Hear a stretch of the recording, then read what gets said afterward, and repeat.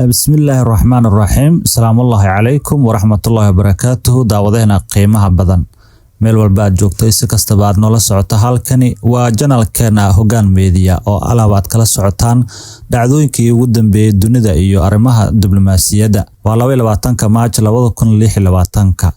warbixintan waxaan ku eegi doonaa yuu yahay Ismaaciil Qaani ninka looga yeero ninka sagaalka naf leh hogaamiyaha sare ee militariga Iran basaas miyuu ahaa su'aashan ayaa ah mid indhaha caalamka soo jiidatay kadib warar iyo hadalhayn la xiriira eedeymo basaasnimo lagu tuhmay taliyaha sare ee Iran balse intaan u guda galin warbixintan marka hore muuqaalka like noo saar hadii ay tahay markii kugu horeysay uu soo gaaro muuqaalkeena fadlan like noo saar oo channelka subscribe noo dheh gambaleelkana furo si ay ku soo gaaraan xogaha iyo macluumaadka xiga aad iyo aad ayaad u mahadsan tahay magacaygu waa Hashim Aadam waxaan halkan kugula wadaagi doonaa warbixin xasaasi ah oo ku saabsan ninka lagu magacaabo Ismaaciil Qaani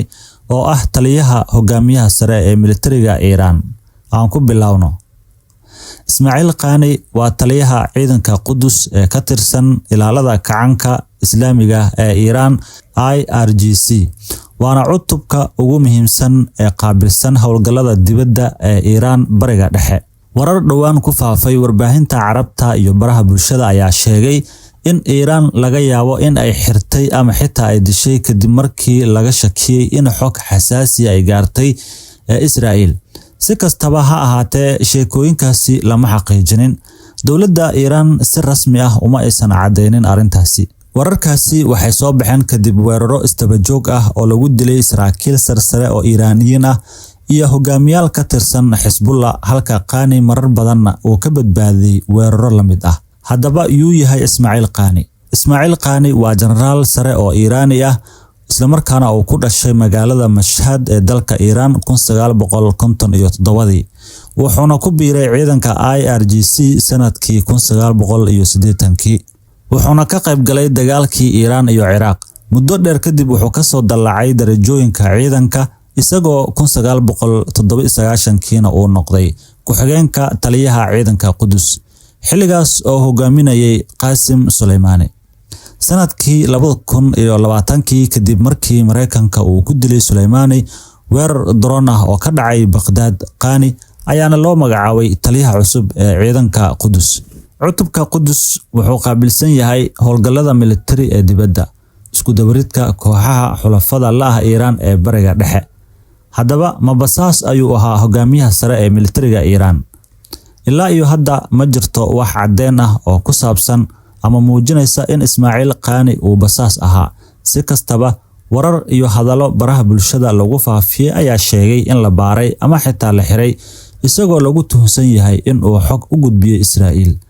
wararkaasi waxay sii xoogeysteen kadib markii saraakiil badan oo Iran ah oo la xiriira lagu dilay weeraro Israa'iil ay qaaday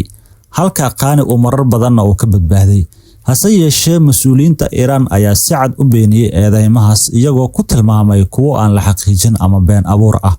ilaa iyo hadda ma jirto wax cadeen rasmi ah oo sheegaya in Qaani basaas uu ahaa ama la dilay Ismaaciil Qaani warar qaar ayaa sheegaya in laga yaabo in la dilay kadib tuhno khiyaano ah balse dowladda Iran arintaasi ma ay xaqiijinin warbaahinta Carabta qaarkeed ayaa sheegtay in la xiray ama la toogtay kadib eedeymo basaasnimo la xiriira laakiin dhammaan sheegashooyinkaasi wali waa hadalhayn welise lama hubin baaritaan ku saabsan basaas gudaha ah dooda ku saabsan Qaani ayaa sii xoogeysatay kadib markii la sheegay in Iran ay raadinaysay qof basaasa oo ku dhex jira hoggaankeeda baaritaankan ayaa la sheegay in uu bilowday kadib markii Israa'iil ay beegsatay saraakiil sare oo badan hogaamiyaal gobolka oo ku sugan iyo wararka qaar ayaa xusaya in Qaani la qabtay halka kuwa kalena ay sheegeen in la dilay balse marna lama xaqiijin warkaasi waxa kaloo la sheegay inuusan muddo ka soo muuqan dadweynaha hortooda intii ay socotay xiisadda dagaalka sida ay ugu badbaaday weerarada su'aalo badan ayaa ka dhashay sida Qaani ugu badbaaday weeraro lagu dilay dad kale oo sarsare ah warar ayaa sheegaya in uu ka baxay goob weerar lagu qaaday daqiiqad ka hor qaraxa weerar lagu dilay hogaamiye sare oo Iran ah warar kale oo la sheegay in uu ka badbaaday qarax lagu dilay hogaamiyaha Xisbullah iyo weerar kale oo la xiriiray hogaamiyaasha ururka. Marar badan ayaa la rumaysan yahay inuu dhintay, balse markasta wuxuu soo muuqdaa isagoo nool. Naanaysta ninka sagaalka naf leh. Sababta kale ee dooda u sii xoogaysatay waa in uu marar badan ka badbaaday dhimasho. Sidaa darteed waxaa loo bixiyay naanaysta ninka sagaalka naf leh. Taasi waxay ka dhigan tahay qof marar badan ka badbaado dhimashada, sida qof leh nolol ka badan hal mar. Marar badan ayaa la sheegay inuu dhintay, marar badanna ayuu haddana dib u soo muuqday. 2024kii waxaa la sheegay inuu dhintay, balse wuu soo muuqday. 2025kii mar kale ayaa la sheegay inuu dhintay, haddana TV-ga ayuu ka soo muuqday. Waxaa sidoo kale la sheegay in marar hore la baaray, balse uu iska fogeeyay eedeymahaas. Wararka ku saabsan Mossad. Mal-awaalka basaasnimada ayaa sii xoogaystay kadib warar la xiriiray hay'adda sirdoonka Israa'iil ee Mossad. Warar ayaa sheegaya in qof gudaha Iiraan jooga oo muuqaal u diray Israa'iil, iyo in sawir lagu muujiyay Qani oo la kulmayo qof aan la aqoonin. Qoraallo la socday sawirka ayaa tilmaamay xiriir suurtagal balse Qani wuu beeniyay arrinkaasi, isagoo sheegay in arrintaasi lagu doonayo in lagu ogaado halka uu joogo. Xitaa akoon la sheegay in uu la xiriiro Mossad ayaa mar dambe sheegay inuusan Qani basaas ahayn. Sidee ayuu ku noqday taliyaha Qudus? Si loo fahmo doorka Qani waa in la eegaa qaab dhismeedka militariga Iiraan.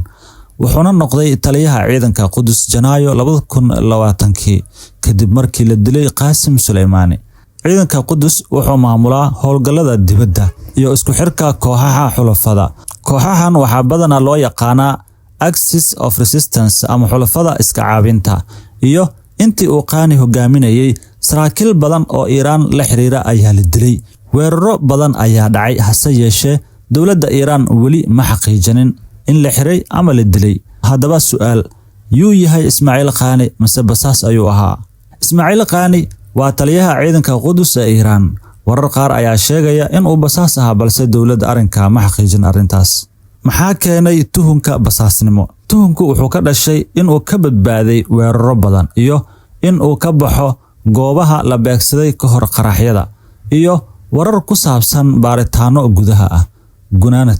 Sheekada ku saabsan Ismaaciil Qani waxay u dhaxaysaa xaqiiqo iyo mala-awaal. Ilaa iyo hadda wax caddeyn oo rasmi ma jirto oo muujinaysa in uu basaas ahaa ama la dilay. Waxaa kaliya ee la hubo waa in uu yahay nin muhiim oo ka tirsan militariga Iiraan, isla markaana door weyn ku leh siyaasadda iyo amniga gobolka. Sida mahmaada Soomaaliyeed tiraahdo, war helaa talo la helaa, war la waayana waa la wareeraa. Arrinta Ismaaciil Qani weli waxay u muuqataa mid wadarteedu aan dhamaystirnayn. Adiga maxay kula tahay arrinta Ismaaciil Qani? Wixii aragti qaybta hoose ee faallooyinka noogu reeb. Tan iyo intaan warbixino kale dib uga kulmi doono, waxaan idinkaga tagayaa sidaas iyo amaane Allah.